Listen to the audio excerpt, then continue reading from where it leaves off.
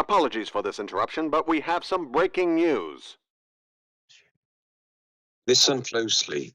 The following content is not advice, it is a stream of consciousness you voluntarily chose to endure.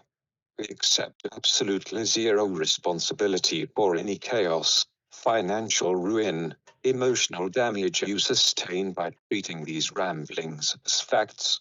If you act on what you hear, the consequences that may transpire from your silly-ass choices coupled with an inability to follow directions is all yours.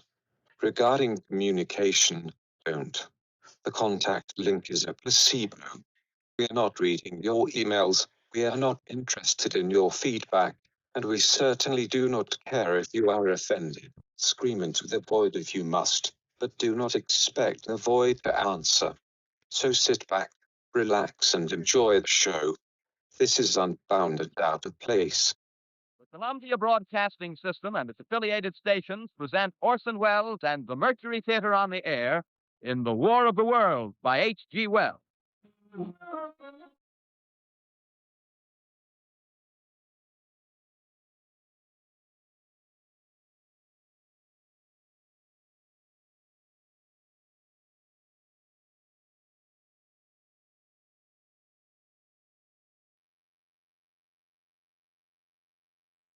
Ladies and gentlemen, the director of the Mercury Theatre and star of these broadcasts, Orson Welles.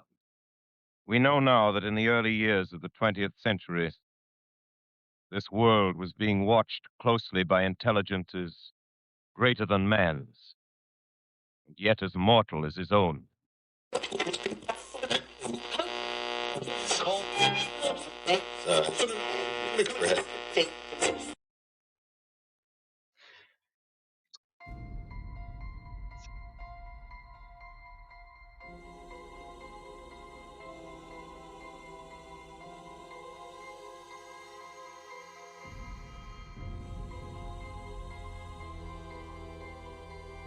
You are listening to a frequency that doesn't exist on your dial. You are standing in a projection booth where the film is melted, yet the light continues to burn a hole through the screen. This is not a world of shadows, but a world of manufactured light, a theater where the actors have forgotten their lines, but the managers have replaced the script with a technical manual for your own obsolescence. You have just crossed over into the Theatre of Decay. In October of 1938, a man named Orson Welles realized that the American mind was a locked room and the key was a CBS microphone. He didn't use a fleet of bombers to invade the country. He used the official interruption. He used the sound of a breaking news bulletin to bypass the logic centers of millions of people. He understood that if you mimic the format of authority, guess what? You can sell a lie as large as a Martian invasion. Wells was a mechanic of the airwaves. He understood that the managers of his era were already building a theater. They were building a world where the format of the news was more important than the fact of the news. Later, when he went to Hollywood to film that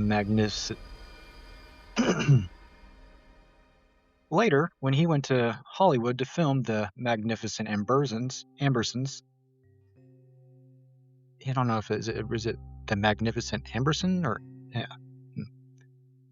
He tried to show the renovation of the American soul, the slow, agonizing death of tradition at the hands of industrial progress. Managers of the studio didn't just disagree with his vision, they took his film, cut it to pieces, and burned the negatives. They committed an act of omission so total that the true version of his masterpiece is a ghost that haunts the archives to this day. They feared Welles because he knew how the switches were flipped. He knew that the theater required the audience to believe that the manager was in control of the reality. Welcome back to Unbound and Out of Place, and I'm that one guy. We are 1 week removed from the illusion, and we are done with the diagnosis. Last week, we stood in the lobby and looked at the cracks in the foundation. I told you to pick up the camera. I told you that the theater was closing. If you're here for more theory, you're in the wrong place. Today, we start the renovation. Today, we actually take the fucking sledgehammer to the drywall of the managerial state. We are removing the observation of the leak to the actual removal of the faulty pipe. As I promised you last week, we have to deal with the judge. Because in this theater, the judge isn't an impartial observer. The judge is the person who ensures that when the managers break the house, you're the only one who gets the bill. So let's get to work. So we know that in every renovation project, the first person you run into isn't necessarily the carpenter or the electrician. It's the building inspector. In our society, the ultimate inspector is the judge. Now, when I say that judge, I'm not really referring or talking about a single person in a black robe. I am talking about the judicial mechanism, the liability trap, that has been built into the very foundation of our legal system. To understand the renovation, you have to understand why the managers are currently untouchable. In my 11 years as an HVAC and plumbing professional, I have operated under the binary baseline. If I design a system for a commercial building and I miscalculate the static pressure, the motor burnouts,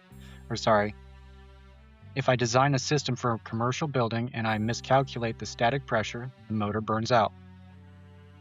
The building gets hot. The owner sues me. My insurance pays. I am held accountable because, I'm the licensed professional. The law says that if I claim the capability to fix a problem, I am liable for that failure.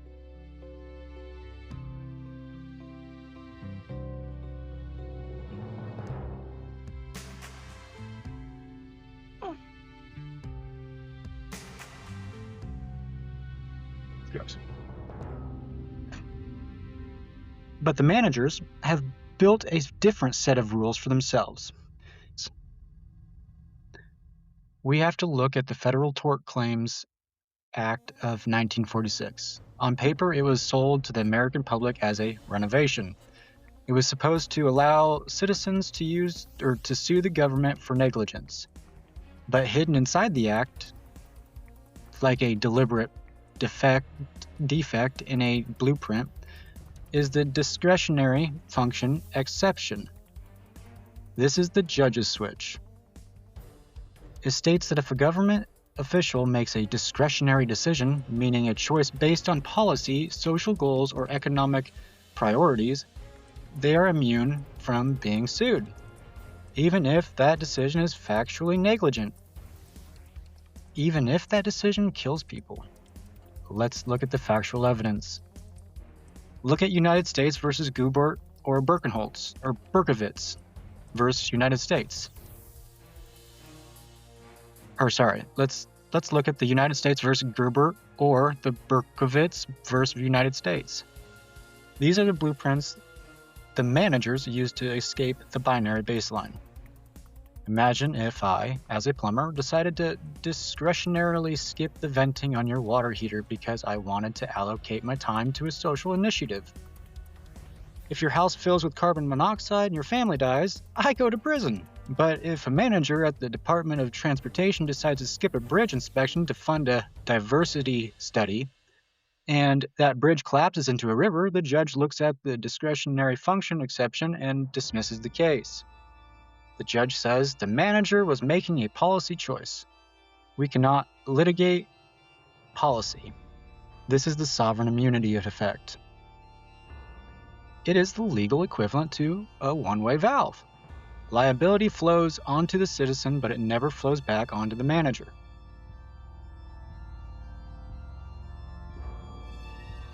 Oh my God.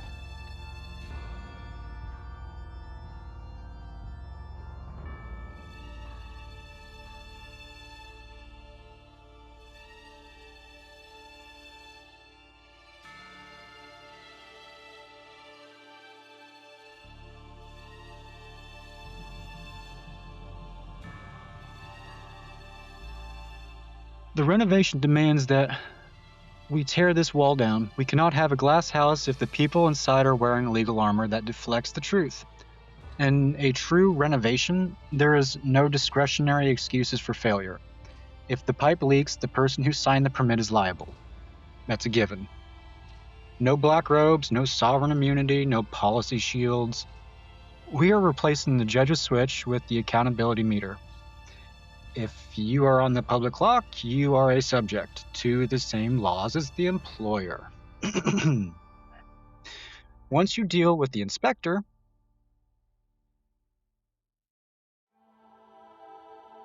you have to look at the plumbing. In a decaying house, you often find that what I call the zombie plumbing. These are pipes that were installed decades ago. They lead to fixtures that no longer exist. They are full of stagnant water. They are leaking onto the floor joists, but they are still connected to the main pressure line. They are sucking the life out of the system for no reason other than the fact that nobody has the courage to cut the line in the Theatre of Decay. These are the zombie programs. For every year, the Congressional Budget Office, the CBO, releases a report on expired and expiring authorizations of appropriations.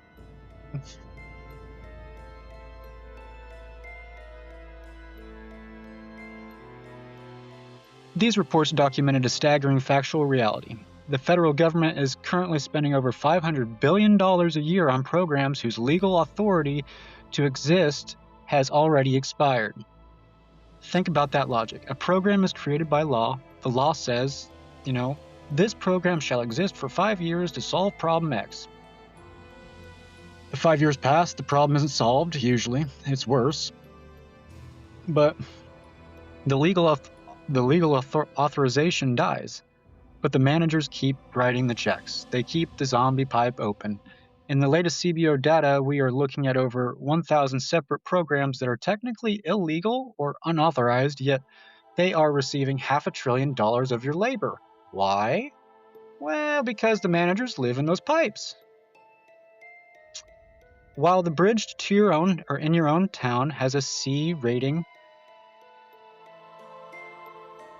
and the potholes are deep enough to swallow a tire, the managers are funneling billions into international research initiatives that expired in 1994. They are funding administrative oversight committees for problems that were supposed to be solved during the Cold War. This is the financial paradox in the flesh.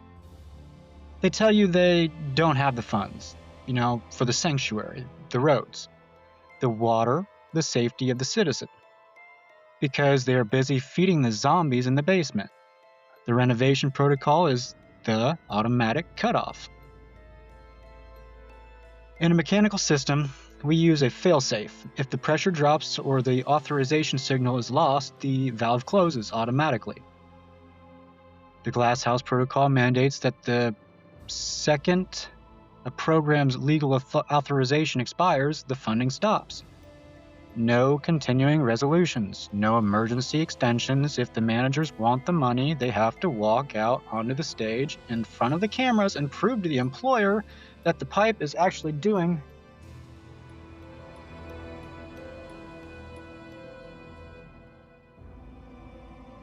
The Glass House Protocol mandates that the second a program's legal authorization expires, the funding stops. No continuing resolutions, no emergency extensions. If the managers want the money, they have to walk out onto the stage in front of the cameras and prove to the employer that the pipe is actually doing something. Imagine the heat that would be returned to the system if we suddenly reclaimed $500 billion from the zombies. We wouldn't need to raise taxes. We wouldn't need to borrow from foreign central banks. We would simply be capping the deadlines. But the managers will fight this. They will use the Wells maneuver. They will tell you that if we cut the zombie pipes, the whole house will collapse. They will use fear to keep you from noticing that the stagnant water in those pipes is what is actually rotting the floorboards. We aren't listening to the fear anymore. We are looking at the ledger. Now that we've started the demolition, we have to look at the new blueprint. This is the glass house protocol. In my professional world, if I'm managing a multi-million-dollar mechanical contract, I don't just hope my team is working. I use a building management system, or BMS for short. I have sensors on every pump. I have a digital log of every set point change. I can tell you exactly how many kilowatts were used at 3 a.m. on a Tuesday. Why? Because the employer is paying for the energy. And omission is just another word for theft. The managers of our society have spent trillions of dollars building a surveillance system for you. They know what you buy, they know where you drive, and they know who you call. It's not the Ghostbusters. They have turned your life into a glass house while they live in a black box. The renovation flips the switch. The glass house protocol mandates that the privacy of a public official is a term of employment that is surrendered the moment they clock in. The body cam for the bureaucrat. We demand it for police officers on the street, so why don't we demand it for the managers who sign the checks for the wars and the zombie programs? Every meeting with a lobbyist, every closed-door negotiation, every photo or every phone call made on a government-issued device must be live-streamed to a decentralized public ledger, a real-time ledger. No more annual reports that are 4,000 pages long and released on a Friday night before a holiday. We demand a digital dashboard for the country. Every dollar spent from the Pentagon down to the local school board must be visible in real time. If a manager spends $1,200 on a consultation dinner, the employer sees it the second the card is swiped. The end of redaction. In the theater, the managers use national security as a universal omission engine in the glass house. Redaction is a failure state.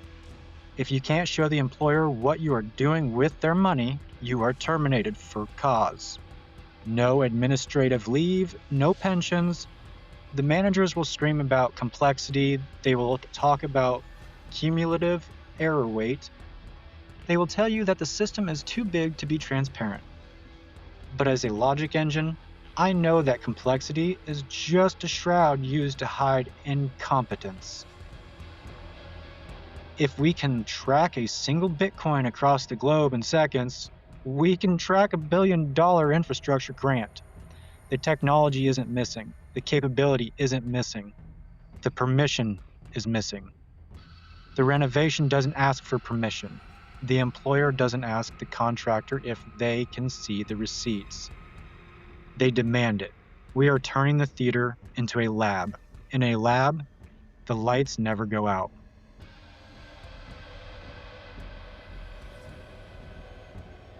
Now let's talk about the fuel for the theater, the debt.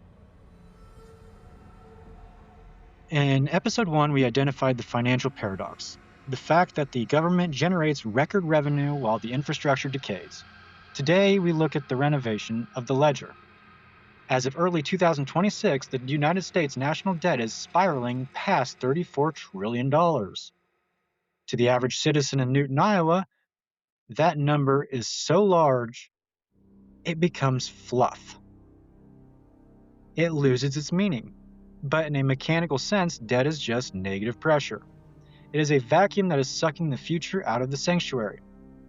A fact, in 2023 and 2024, the interest payments on the national debt surpassed the entire budget of the national defense.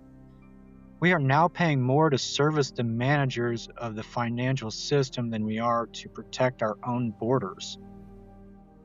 Why does the judge allow this? Because the debt is the chain that keeps the subjects in the theater. When a manager borrows money from a central bank, they are discretionarily deciding to tax your children's labor before they are even born. It is the ultimate omission. They are omitting the consent of the future to pay for the illusions of the present. The renovation requires a hard pipe budget. In plumbing, if you have a leak in the main line that is costing you more than the water you're actually using, you don't just refinance the leak. You fix the damn pipe. The Glass House Protocol mandates an infrastructure first priority. Debt ceiling as a physical limit, no more suspensions.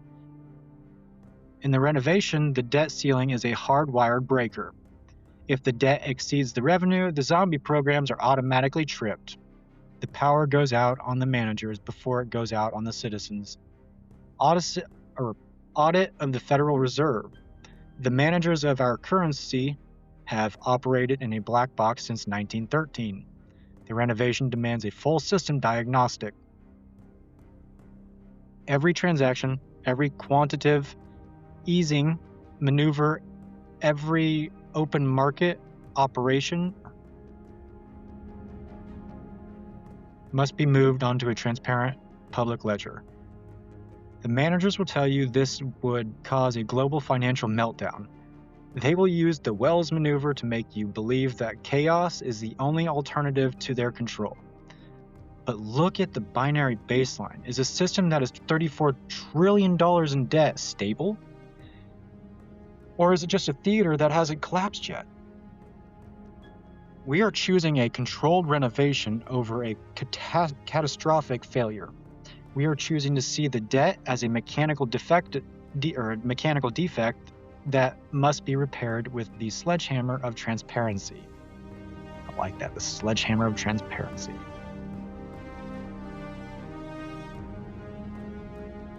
Why haven't we started this renovation sooner? Why do we allow the zombies to eat our future while the judge protects the managers? Because we are in a state of induced vibration. In physics, if you want to break a structural beam, you don't necessarily need a heavy weight. You just need to find its resonant frequency. You create a small repeating vibration that builds upon itself until the molecular structure of the steel snaps. The managers have found our resonant frequency. It's our identity. They use the two wings of the bird to keep the employers in a state of constant high-frequency agitation.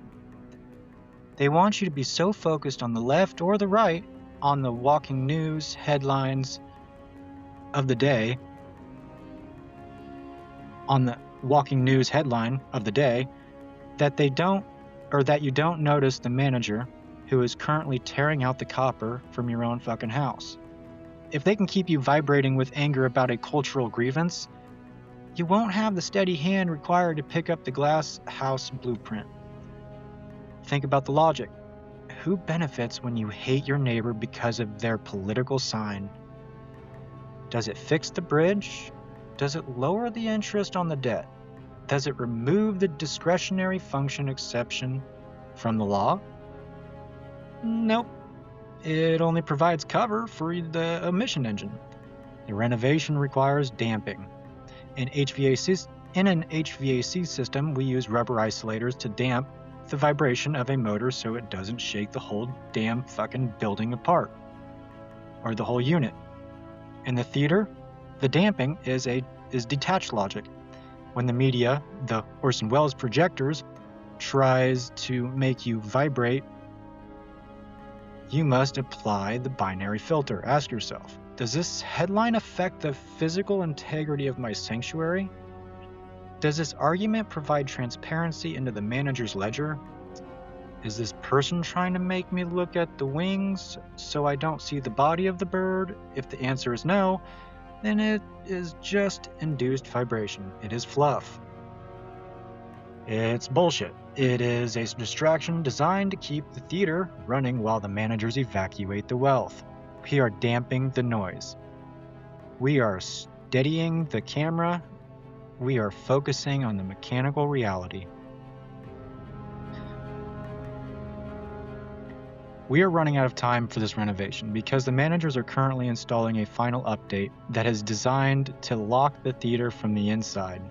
I'm talking about central bank digital currencies. Fact, the Federal Reserve, the European Central Bank, and the managers of global finance are currently in the advanced stages of implementing programmable money. They will tell you it is for efficiency. They will tell you it is to stop crime. They will use the Wells format to convince you that this is a renovation you've been waiting for. But let's apply the diagnosis. A CBDC is a pipe with a remote shutoff valve that is controlled exclusively by the manager. In our current system, if the government wants to stop you from buying food or fuel, they have to go through a judge. There is a process. There is a check. The CBDC system, the manager can discretionarily decide that your attention drift is too high. They can decide that your carbon footprint is a policy violation, and with a single switch, they can omit your ability to participate in reality. This is the cage being built within the theater. It is an ultimate omission engine. It removes the employer's ability to even see the ledger, while giving the manager a glass house view of every citizen's life. The renovation demands a hard fork to liberty. Privacy is a technical requirement. We demand that any digital currency system is built on an encrypted, decentralized architecture that the managers cannot discretionarily alter. The kill switch for the state. If the government implements a CBDC, the Glasshouse Protocol must be hard-coded into the system. If the manager uses the currency to monitor a citizen, the citizen automatically gains the ability to see the manager's entire financial history. Transparency must be a two-way street, or it is just surveillance. Sorry, but that's the reality of it. We are in the pre-installation phase of the most dangerous infrastructure project in history. We have to overwrite the code before the update is finalized.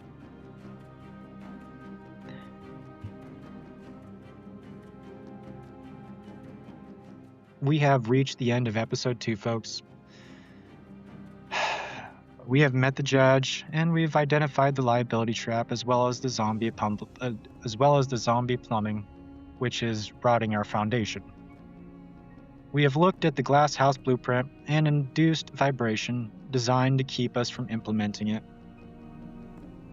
And, well, we have seen the final update, the cage that the managers are trying to build as we speak. The renovation is not a policy, it is not a vote, it is a physical act. It is the act of the employer standing up, walking into the projection booth, and turning on those house lights.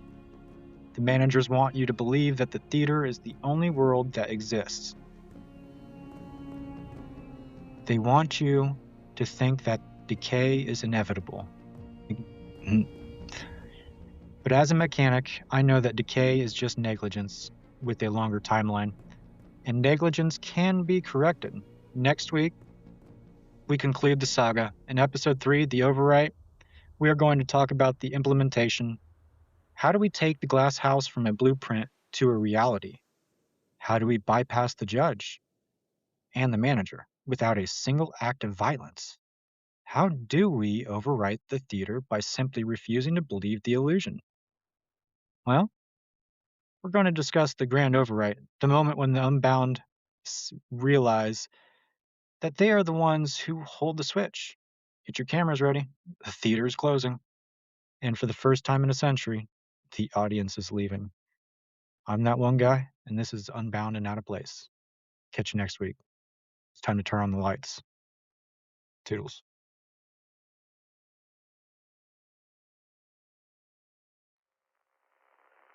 This concludes our broadcast day. Good night, and God bless America.